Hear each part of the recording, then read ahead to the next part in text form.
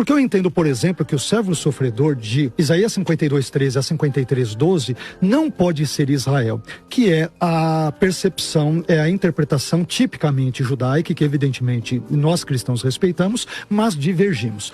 Eu tenho algumas razões para isso também, que eu gostaria de dividir com os amigos aqui. Em primeiro lugar, o servo sofredor de Isaías 53, a meu ver, não pode ser Israel, porque o texto retrata o servo sofredor como uma pessoa e não como um povo.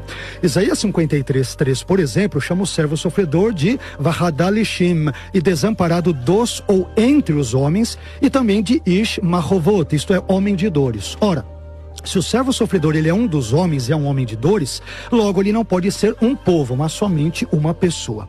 Em segundo lugar, o servo sofredor de Isaías 53, a meu ver, não pode ser Israel, porque o texto retrata o servo sofredor como um servo inocente. E inocência esta, que como o Rabino Micha mencionou minutos atrás, ela não se aplica de forma alguma a Israel. Quando nós lemos o livro de Isaías, uma coisa fica absolutamente clara entre tantas outras, ou seja, Israel está muito longe de ser um povo inocente, muito pelo contrário.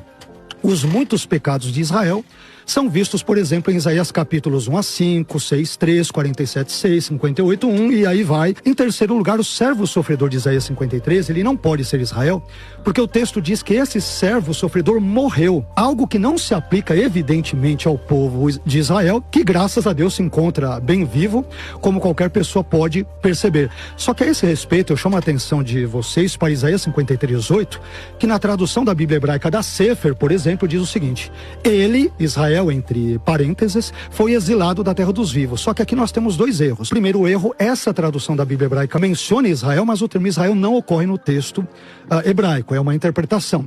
Segundo erro, essa tradução da Bíblia hebraica traduz o verbo hebraico gazar, que significa cortar, como exilar, o que não faz o menor sentido. Aliás, o texto hebraico de Isaías 53:8, ele diz: Nigzar me'eretz haim, ele foi cortado da terra dos viventes.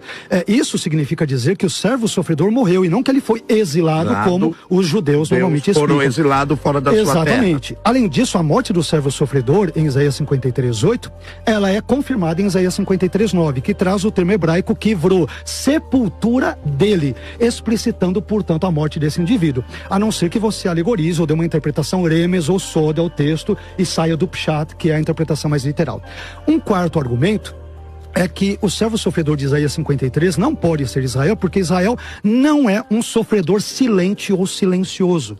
Isaías 53:7 diz sobre o servo sofredor que ele foi oprimido, ele foi humilhado, mas não abriu a sua boca, ele ficou mudo e não abriu a sua boca. Ora, nós sabemos que com frequência o judaísmo ele aplica, os judeus aplicam esse texto de Isaías 53:7 como uma referência ao sofrimento de Israel no exílio babilônico, na Galut, mas aqui nós temos mais uma vez um problema, porque Israel nunca foi um povo que sofreu em silêncio durante e após o exílio. Aliás, o Salmo 137, versículos 8 e 9, o livro inteiro de Lamentações, entre vários outros textos bíblicos, mostram que Israel não sofreu em silêncio de forma alguma. Mas Jesus, o Mashiach, que é o referente na nossa percepção cristã, de Isaías 53, sofreu em silêncio, conforme os evangelhos exatamente relatam. Em quinto lugar, o servo sofredor de Isaías 53 não pode ser Israel por causa da distinção estabelecida entre o servo e o povo de Israel.